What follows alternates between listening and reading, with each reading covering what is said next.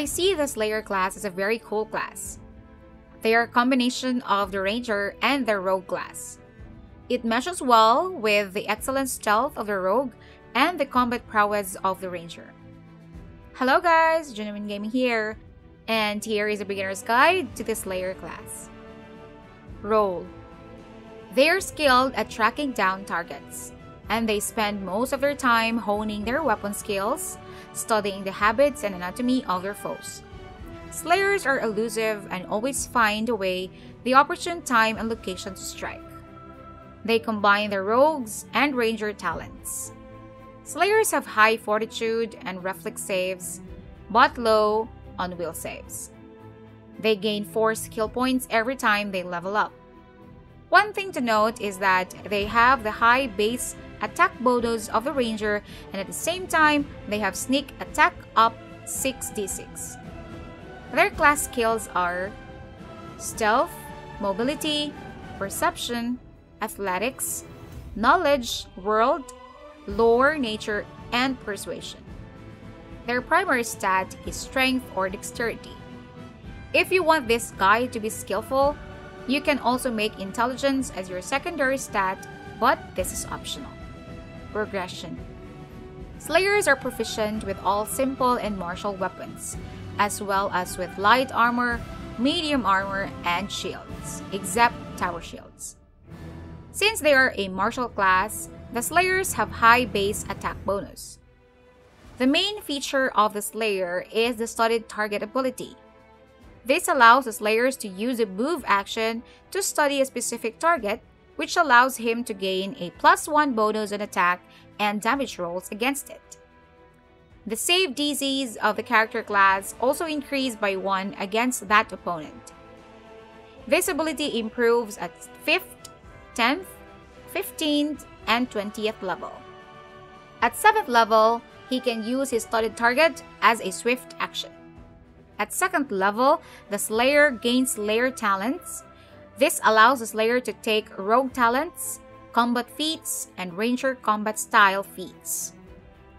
At 3rd level, the Slayer gains the sneak attack ability. Slayer archetypes: Arcane Enforcer.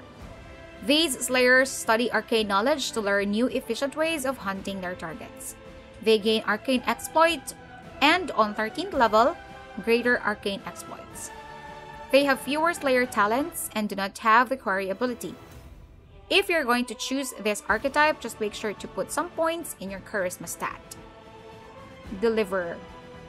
Also known as a Divine Assassin, God's Blade, or Wrathbringer, a Deliverer is a weapon chosen by a god to punish those who have committed an affront to that deity. They have the Determined Zeal at 2nd level. When the Deliverer attacks an opponent whose alignment is at least 2 steps away from his own, like a lawful good Deliverer fighting a chaotic good or lawful evil foe, he gains a +2 bonus on will saving throws against that opponent's abilities, as well as the benefit of the Die Hard feat until the end of his next turn. This ability replaces the Slayer talent gained at 2nd level. At 10th level, they gain Divine Anathema.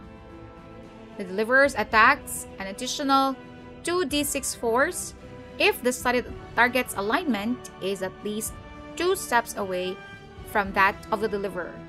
This ability replaces the advanced Slayer talent gained at 10th level. Executioner. These Slayers are professional killers. They operate independently, often making their talents available to the highest bidder. They have focused killer ability, which makes their studied target bonus and DCs of the saving throws against their Slayer abilities increase by 1 against the humanoid opponents, but decrease by 1 against non-humanoid targets. They also gain Faithful Strike at level 4 in exchange of the Slayer talent on that level. They also gain Assassinate ability instead of Quarry. Imitator. This class is only for humans. They have the ability to memorize and copy fighting styles. They gain the Imitation ability, which allows to choose stances in combat. Monk Stance. An Imitator gains improved Unarmed Strike feat. At level 2, while the Imitator is unarmored, he gains AC bonus equal to half his Intelligence modifier. He also gains Evasion on 4th level. At 8th level, Imitator's unarmed attacks count as magic and cold iron for the purpose of overcoming damage reduction. At 11th level, while the Imitator is unarmored, gains an extra unarmed attack and additional extra unarmed attack at 20th level. Rogue Stance.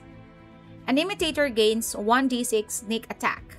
This bonus increases by an additional 1d6 for every 3 Slayer levels. He also gains evasion on the 4th level and uncanny dodge on 8th level. Fighter Stance. An Imitator gains +1 to attack and damage rolls. This bonus increases by an additional +1 every 5 Slayer levels, up to +5. He also gains armor training on the 6th and 14th levels. Barbarian Stance. An Imitator gains temporary hit points equal to his level. He also gains uncanny dodge on 4th level and DR1 without description on 7th level. This damage reduction also increases by 1 for every 3 Slayer levels after 7th. Spawn Slayer. These Slayers specialize in fighting against large single targets. They have the studded spawn that increases the bonus of the Slayer's studded target ability depending on the enemy size. At 7th level, instead of having a swift studded target, they gain leverage ability while performing a combat maneuver against a studded target that is bigger than the Slayer. They gain a bonus on the check equal to the creature's size modifier to CMB. Stygian Slayer. These Slayers crawl out of the darkness to strike fear into the hearts of their foes. He can use invisibility, which allows him to arrive unseen and kill without detection. Vanguard. These Slayers are battlefield commanders who lead their allies to victory. They are capable officers and skilled tacticians.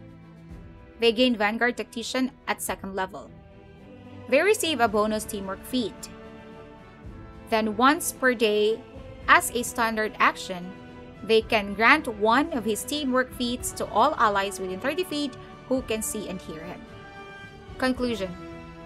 I see the Slayer class as a very cool class. They are a combination of the Ranger and the Rogue class.